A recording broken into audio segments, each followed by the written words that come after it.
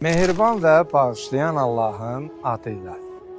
Uca Rəbbimizdən dilək və istəyimiz budur ki, Allah bu müqəddəs məkanı, nurlu Mədinəni, Peyğəmbər Salavatullahın hərəmini və bəqi imamlarımızın ziyarətini bütün arzu edən hər bir kəsə nəsib etsin.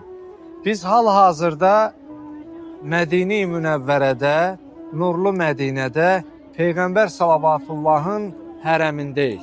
Doğrudan da Mədinənin özündə bir huzur var. Sanki insanın ruhu dincəlir. Bilirsinizmi niyə? Çünki Peyğəmbər Salavatullaha qucaq açan bir şəhərdir.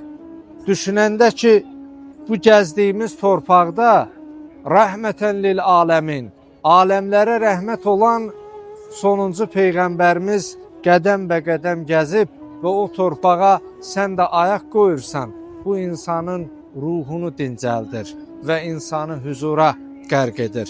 Allahdan dilək və istəyimiz budur ki, bizi dünya və üqbada Peyğəmbər Salavatullahdan, Əhl-i Beyt əleyhimussalamlardan ayrı salmasın. Allah bu nuru yaxından görməyi və bu huzura qərq olmağı bütün arzu edənlərə, intizarını çəkib həsrəti ilə yaşayan hər bir kəsə nəsib etsin. Amin. Ya Rəbbəl aləmin.